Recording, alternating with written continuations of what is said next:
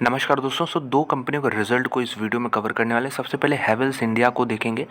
Havells India consumer durables वाली company, यहाँ पे इसके रिजल्ट आ गए। दूसरी कंपनी होगी यहाँ पे इंडिया मार्ट इंटरमेश करके कंपनी है। तो इन दोनों ही कंपनियों के रिजल्ट देखने वाले। चलिए हैवेल्स से स्टार्ट करते हैं। सबसे पहले 6 रुपये का डिविडेंड आपको देखने को मिलेगा, जो कि एक अच्छा अमाउंट है, क्योंकि देखिए ग्रोथ वाली कंपनी है हैवेल्स, और ग्रोथ वाली कंपनी मैं मानता हूँ जितना कम डिविडेंड दें उतना अच्छा अपने बिजनेस में वापस पैसा लगाएं। तो यहाँ पे फिर भी ये डिविडेंड बढ़ा रहे हैं बार बार। तो अगर देखें सारे फिगर करोड़ में और कंसोलिडेटेड बेसिस पे नंबर देखने वाले, 5,518 करोड़ का इनकम है। पिछले क्वार्टर में 4,470 करोड़ का इनकम था।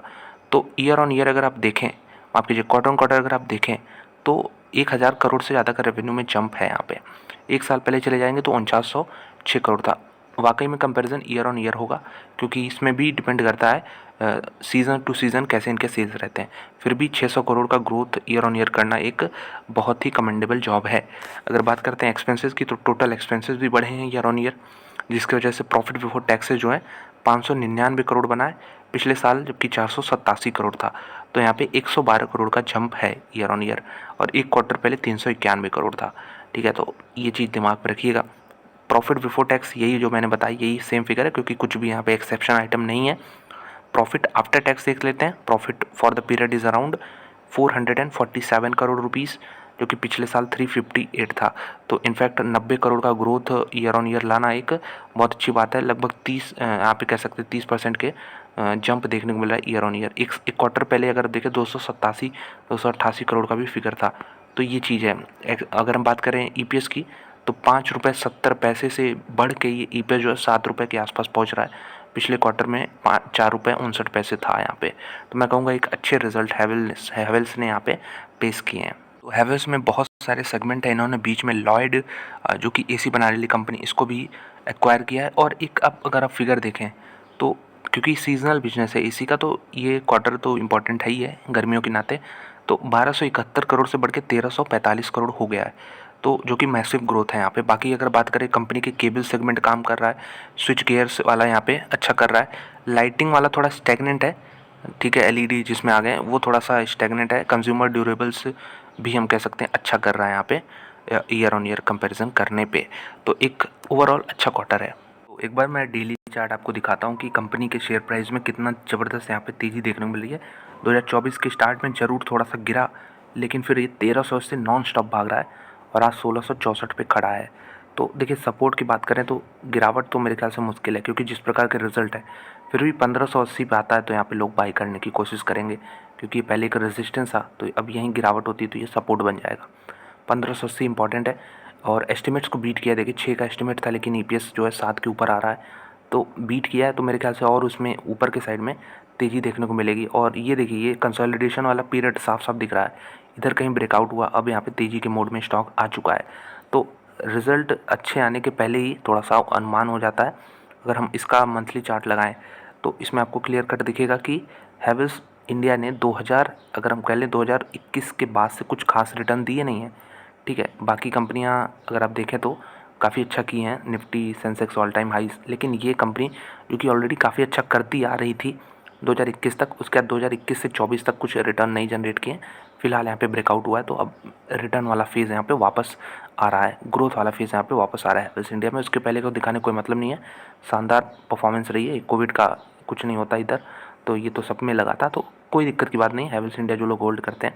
बात करते हैं फोरकास्ट की, तो हैवेल्स में 400 यहाँ पे देख सकते हैं कि इनफैक्ट 1484 का टारगेट है।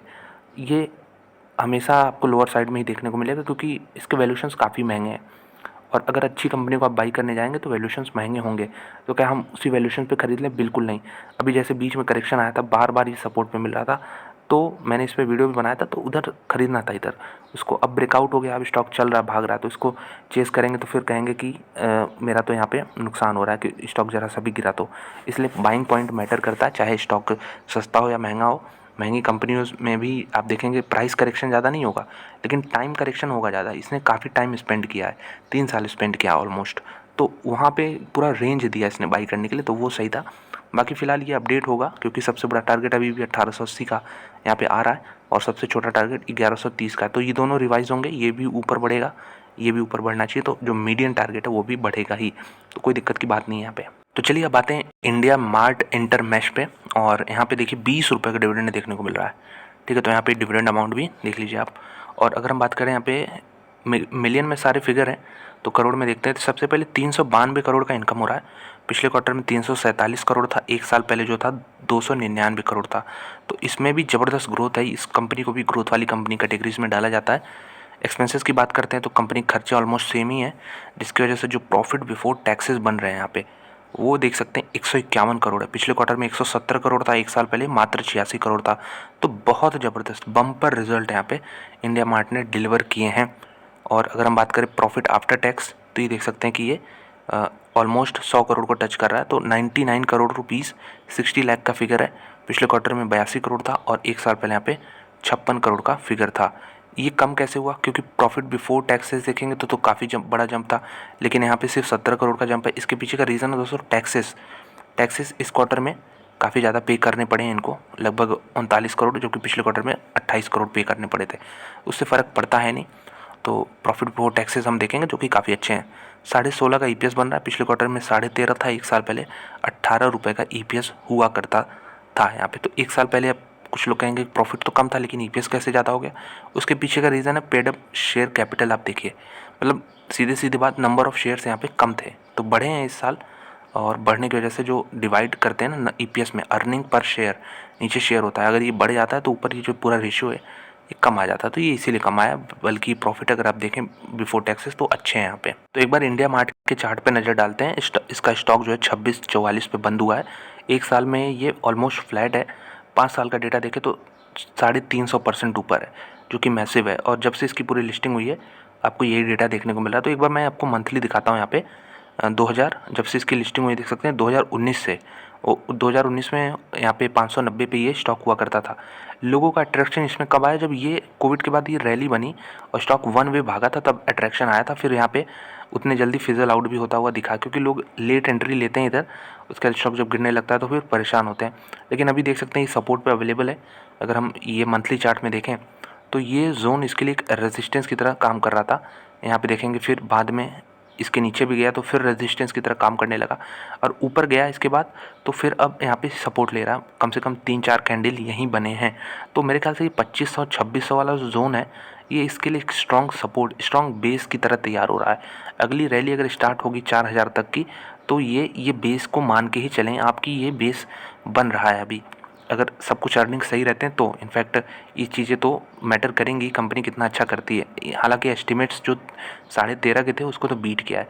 तो एक शॉर्ट टर्म में ये डेली चार्ट है, यहाँ भी एक ट्रेंड लाइन बन रही है, इसको ब्रेकआउट हो गया है यहाँ पे, और यहाँ पे आपको यहाँ पे तेज़ी देखने को मिल सकती है। 3000 मेरे ख्याल से अचीवेबल है इसी फेज़ में, जब ये रिज़ल्ट का रिएक्शन देखने को मिलेगा। अब देखते हैं कैसा देखने को मिलेगा, क्योंकि वो तो 2 मई को ही देखने को पता चलेगा। तो उम्मीद है आपके पास स्टॉक होगा, और दोनों ही अच्छी कंपनियां हैं, हैवेल्स भी और यहाँ पे इंडिया मार्ट भी।